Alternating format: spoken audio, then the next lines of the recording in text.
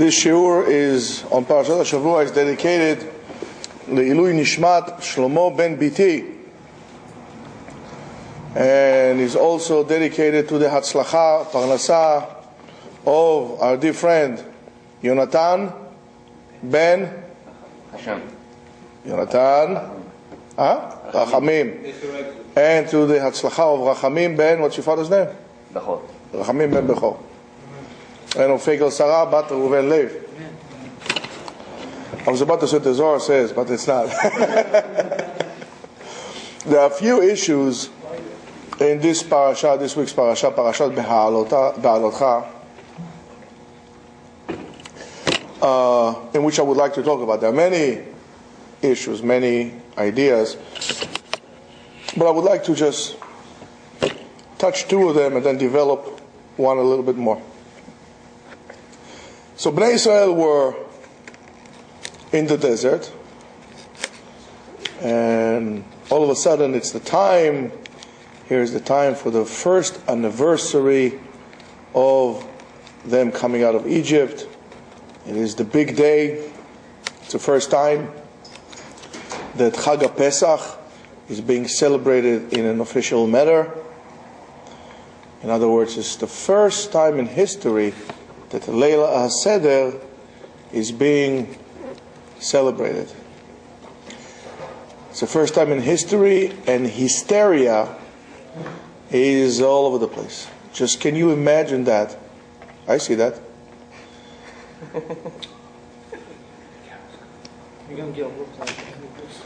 You can just imagine all the mothers and aunts in a frenzy. If you're coming into my frame, I'm going to make you eat the whole sushi. All the mothers and aunts in a frenzy of cleaning up and trying to cook and to outdo one another. Everybody's competing with each other. Every mother and auntie is wondering which one of the recipes will be able to remembered in the history of Am Yisrael.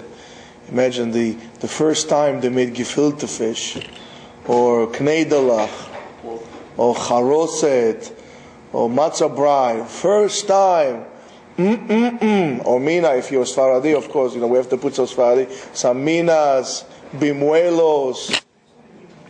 Is delicious. Of course, let's not forget the old maiden that everybody is, while they're cooking in the kitchen, all the aunt says, "No, we're going to have a wedding this year," for the first time. It is really unbelievable. If you want to look at it, it's almost like a huge, on a national level, competition of like Master Chef or Iron Chef for the first time. Everybody is in a frenzy of cooking.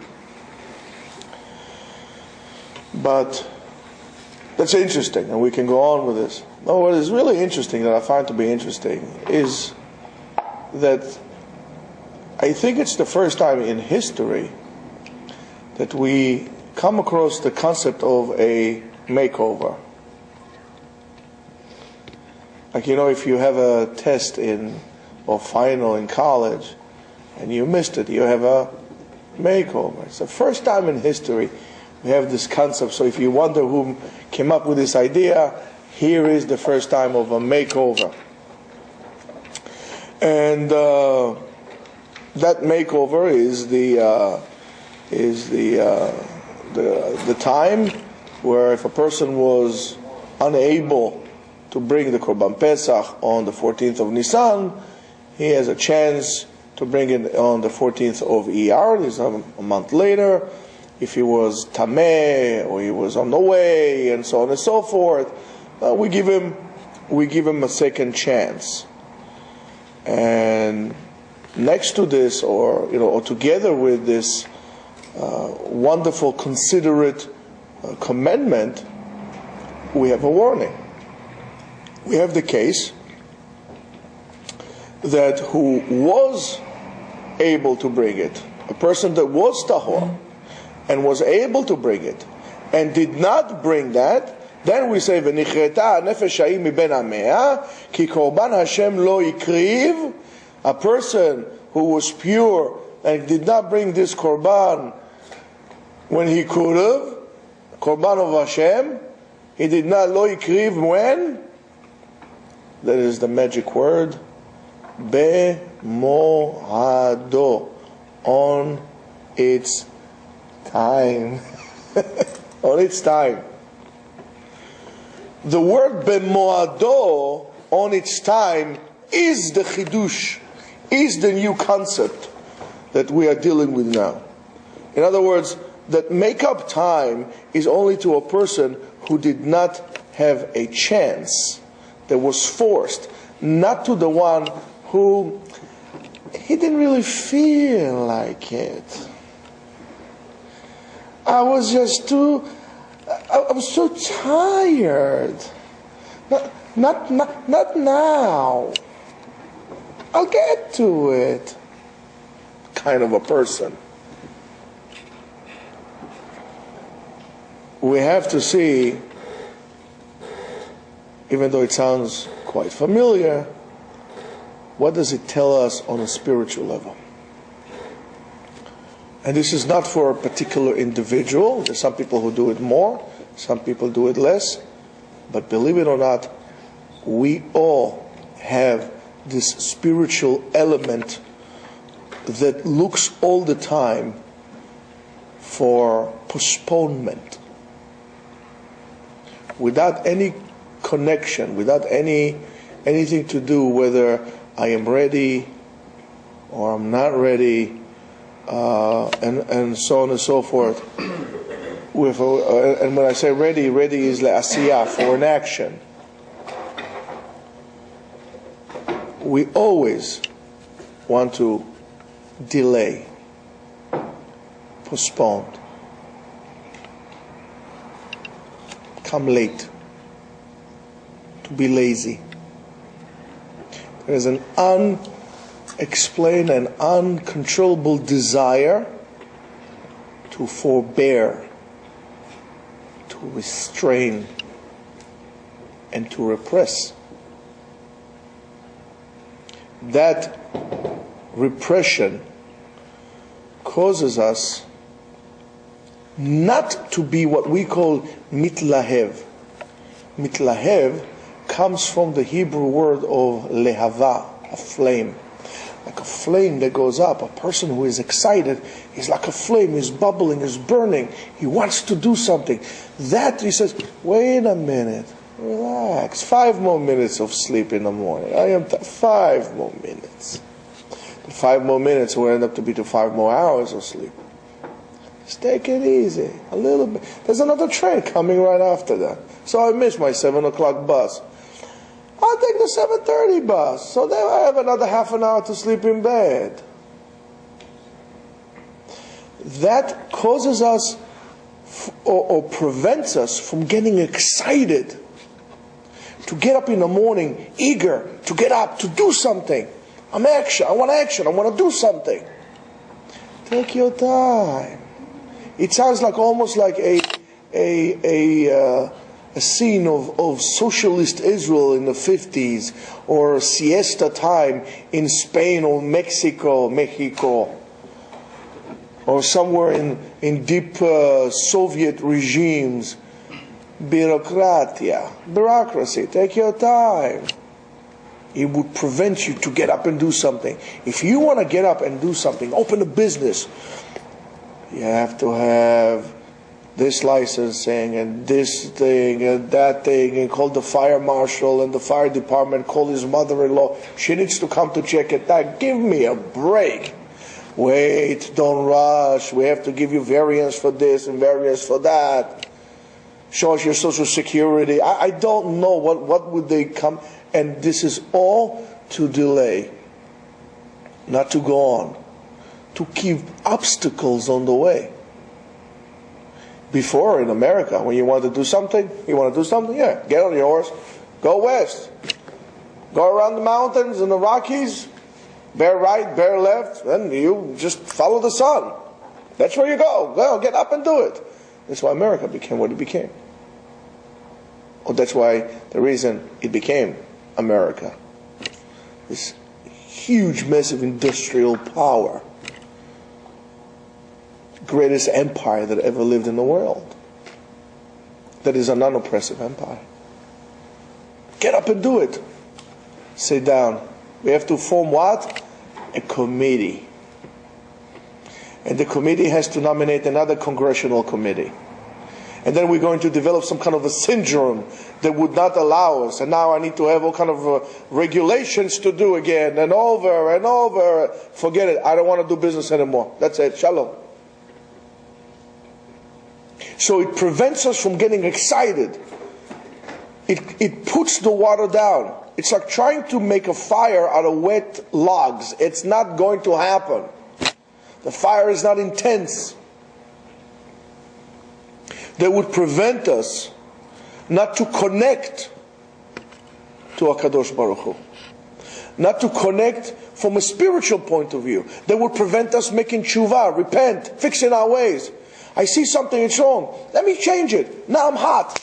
Let's change it. Let's hit the iron while it's hot. If you ever work with anything that is creative, you know that you need to be on the spot. You can't rest. If you're making a knife or making a blade, you put the thing in the fire. You have to make the fire go all the time. You take the knife out. You hammer it when you can. Hammer. Because if the metal gets a little too cold, you hammer it, you killed it. You have to repeat the whole process again. If you ever work with yeast and bread, it has to be timed. If you're making bread, sometimes you need like every now and then, whatever it is, to rise, little spritz of water. You have to, all the time, deal with it. If you leave it alone, it dies. So you need to be on active duty all the time in your life. You can't sit down and have a siesta. For that you have Shabbat. 6 days. You have to be in action. 6 days. 7th, it's a spiritual action. Even that is an action. Asiyah ruchanit. Spiritual action. That would prevent us to progress. And then we hear the excuse, it's not at my level right now to do that. I would like to keep Shabbat. I would like to do mitzvot. But I'm not at this level now. It's too big for me. I'm too small for that. I'm not such a righteous man. Rabbi, if I was born in a family, I would have done, but I got to take things slowly. Who said you have the time? Who said you have the time? And you'll see, Bezat Hashem, later on, what happens when it doesn't happen. And this is the warning. This is the warning that everything has its time. Like Kohelet said. Of course, Peter, Paul, and Mary made a song out of this.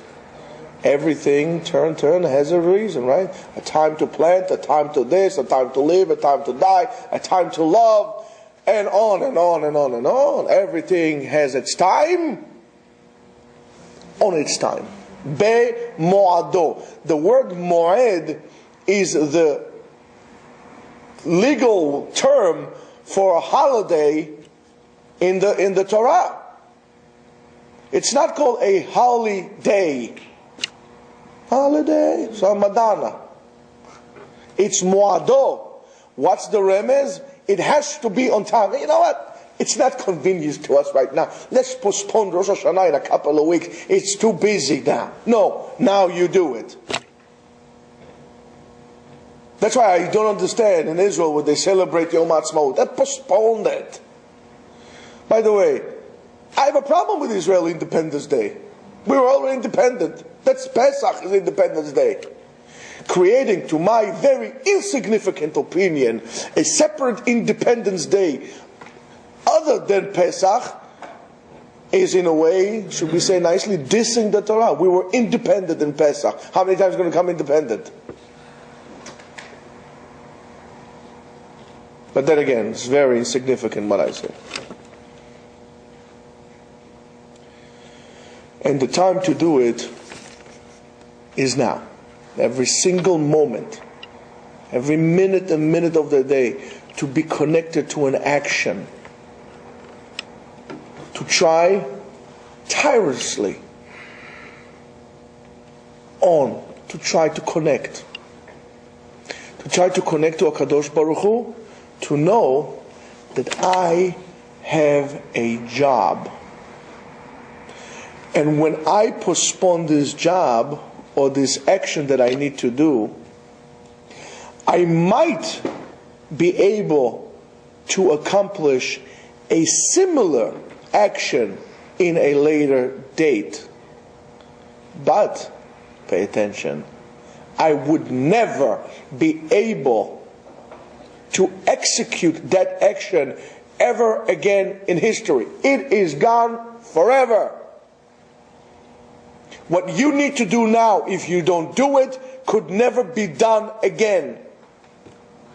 So if you need to get up and do something, that's where you need to do it. If you miss prayer one day, that's why for me, the whole concept of make-up, tefillah, I miss my day. Can I daven Arvi twice? Can I do this twice? So hold on a second. Why won't you, if you miss Yom Kippurim once, why won't you fast twice? That you don't want to do. I don't understand this concept. It's gone. And we say, Avar zmano batal korbano. The time is past, the korban is gone. Why it's gone?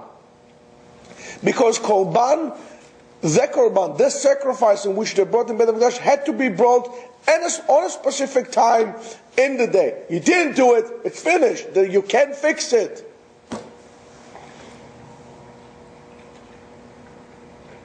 If you're going to take a nail and put it into a wall, into let's say a wood, you pull it out, there's always going to be a hole there. You can't make it grow back. You can't put a filler. There's always going to be a hole that was filled. It's not going to be the same. By the way, this is going to be the same thing when you hurt someone. Bemoadon, it's time. Don't wait until your grandparents pass away and go from this world to realize how much you should have connected with them. Do it now. Now is the time. I made that mistake. I took it for granted. I never bothered to move myself up to try to spend, and believe me, I did spend a lot of time, especially with my grandfather. My grandmother, unfortunately, I was in the Air Force. I couldn't do it. But as a child, I did spend a lot of time with her. My grandmother was a professional storyteller. Unbelievable. She'll mesmerize us with her stories. But I never moved myself quick enough.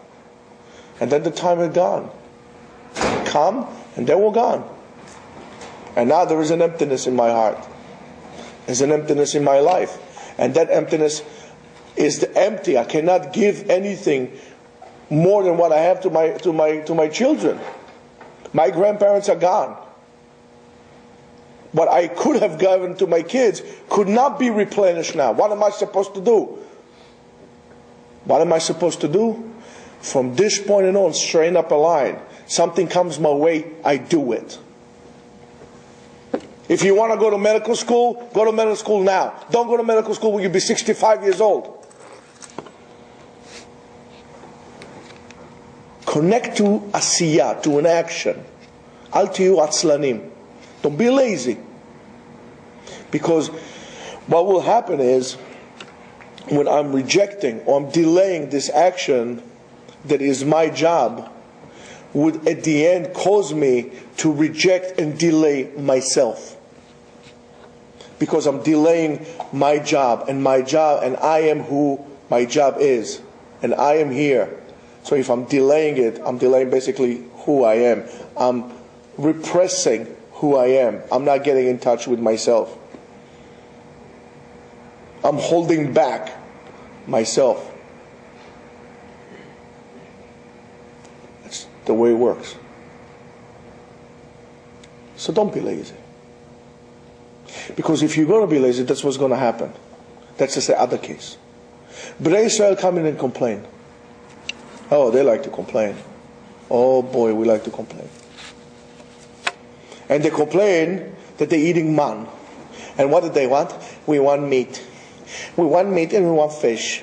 And we want cucumbers, we want garlic, we want watermelons, we want this, we want this, we want food, we want food, we want food, we want food. We want a barbecue. We want an everlasting feast of barbecue.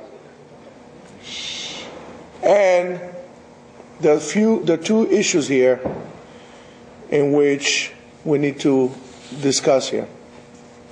The first one is, of course, we need to know why they're complaining, and why is the reason for the complaint, and the why and how of the complaint, or what they're complaining about. Rashi explains that that's what is so-called he'elilu alila. Alila in Hebrew means a script, story. So they made up something. Alila is a script. In other words, you know what we're getting here. They want action. They want action. They want something that is changing. They don't want something that comes every single day on the right amount, on the right time, exactly when you need it, and what, or as much as you need, like the man comes in. They want action. They want a eternal barbecue of eating meat and fish and garlics and onions and all these delights. They want to be so full that they're going to explode. They want to eat until they're going to barf. They're going to eat until they're going to go to the extreme, and then they have to go on a diet. So then it's the diet. And then they're going to go on the diet, and then they'll try the diet, and they're going to eat only watermelons, and they're going to eat only solid food, and only protein, and they're going to go on a South Beach diet, and they're going to go the Long Beach diet, and then they're going to go on I don't know what diet, and then going to go this kind of one, Mediterranean diet. Why don't you try Antarctica diet? I don't know. And then it goes, of course, from diet to diet, and new excitement, and then it doesn't work, and then they go up again, and this is like bipolar of their life. They're up and down, and up and down, and up and down. All their lives is getting a thrill from going from one peak to another, from one excitement to another. They are addicted to extreme. I mean, really, if you come to think about it, who would pick yoga or meditation or Tai Chi over bungee jumping? Extreme sport. Did you notice why extreme sport is so hyped now? Look at the excitement the people have when the two people in a cage and they're beating each other up to a pulp. What's so exciting about the one day extreme? They don't want two people talking philosophy. Let's talk something deep. That is not interesting to anyone. We want the action. We want the action. We want the motion. Oh yeah, the boy can play. Those jumping up and down of life made us addicted to adrenaline. And that is adrenaline that shakes and rocks the boats of our life all the time. Cheating on your wife. Why do people cheat? Because they want the excitement. Because they want to get caught. That's why people cheat. That's why people get divorced. It's action. Lawyers, this, throwing plates. You know, what is this? Kramer against Kramer. I don't know, one of the guys hanging on something, you know, whatever it is, you know. In the 80s, there was a movie. I forgot who it is. I think Kramer against Kramer, no? Kramer. Mashu kazan, you know. Kreker neged Kreker. Right? Something like that. They want the excitement. To throw the plates, to break the tables, to ram into your house with the Jeep, to the action. We want this. Call the lawyers. Even weddings became a production. A wedding is not anymore about the deep meaning of a wedding, of how the beginning these two people are going to unite and so on. It's a production with flowers and with the papers flying around in the air and hand grenades. I don't know. Maybe it should come with AK-47. Throw a couple of stun grenades. There will be a lot of action in the wedding. I mean, have adrenaline rushing. I mean, it's going to be wonderful. People don't see the beauty in stability. That's why people pop acid. People want to do that. They want to be up and down. People, want to be down, and then they're going to be up. They don't want to be here. But only if you're going to be here, you're going to be successful. That stability is going to cause you to be successful. And that we don't see. And because of that, we miss the whole entire life. And that's what happens. That script is good for a movie when you're a spectator in a movie. This thing is terrible. It's stupid. It's idiotic. And it's cruel when it's your life that you're living like this. And people get their ideas about life from movies. That's why so many people divorce nowadays. And that becomes a big nightmare. And we'll finish with this. The other thing is that right before they was about to leave from from Har Sinai, there's a little delay. Like anything else. We always delay something. That's the delay. You see? That's the delay. And imagine like a line on a cruise line when you have all the yentas from who knows what coming like this. So, right here, the bags and so on. You're staying on the line, and right away they complain. Oof, this is so hot, I'm schwitzing. It's too this. Every time complain. Which is crazy. You go to the line of the supermarket, you complain. Right away you complain. Complain. Complaining is no good. It's good to a certain extent when you're doing the right thing. But to complain for the sake of complaining, if nothing else to do, that's terrible. Look at it this way. When you go in line in a supermarket, try to pick up the longest line possible. When you see a woman, she has stuff like this, and the husband is coming up with 2 other carriages, maneuvering, that's the line that you should go to. You just stand there, and you just breathe deep. It's therapy for you. It's called teaching you patience. Laat. And don't complain. And what are they complaining about? I'll make it short. What are they complaining about? They complain about the fish and all the stuff that they ate. What? In Egypt? For free. For free? You ate this for free? You gotta be kidding me. You didn't eat anything for free in Egypt. You were enslaved. They were killing your kids. For crying out loud, they didn't even give you straw to make bricks for free. They ate for free. What are you, crazy? What are you talking about? No, Rashi explained. It wasn't that kind of free. Chinam. It was free. Mitzvot. Before in Egypt, I didn't have to do mitzvah. I ate without a bracha, no bracha rishona, no bracha achrona. I want to eat cheeseburger, I ate cheeseburger. No rules, no nothing. Free from mitzvot. There was avodat parich, but there was a physical work. Spiritual work, that nobody wants to do. Why is that? Because when I feel that I need to do a mitzvah, I feel, okay, I better be a good boy, I better keep Shabbat, so Hashem will be nice to me, like this He can give me what I want. Hold on, let me just give you a list. I want the car, I want the house, I want this, I want this, I want a lot of stuff. I'll be a good boy, I'll do what I want, you do what I'll do what you want, and you do what I want. That's what it is. We'll make a business with HaKadosh Baruch Hu, bartering here. That's why we're good businessmen. Why? Because we're always business with Hashem. And then, He doesn't give to, hey, haleh, mazeh, I did what I need to do. What kind of thing is that? I'm complaining. I am complaining. Because I don't understand what this is all about. Our attitude is that I'm doing the mitzvot in order to get the food, right? So therefore, my job is to do the mitzvot. My reward is the meat, the flesh, the food. Show me one person who has a job, regardless of what he's making, that he's not going to tell you he's underpaid. So when you do, you say, listen, I work for you, I'll do the mitzvot, you pay me. Hey, hello, mucho trabajo, poco dinero, I need to get more, pay me more, this is not good. Why are you giving me so little? I don't want meat, I don't want man, I want meat. I don't want this kind of meat, I want that kind of meat. Yes, sir. Watch now. I'm coming back in 5 minutes, okay? Okay? Now, so when you have an attitude of doing the mitzvot as a business, then you complain. And that causes us to distort reality. To distort reality to the point that slaves think in their mind that they eat for free.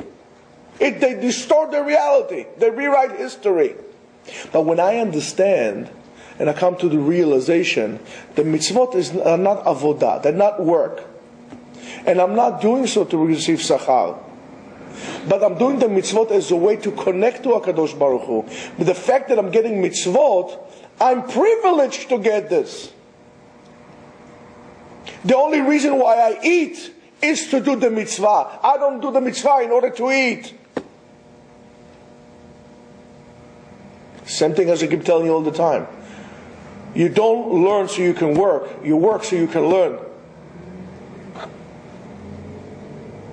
Again, I am privileged, HaKadosh Baruch Hu, Bachar banu michol ha'amim, that chose us.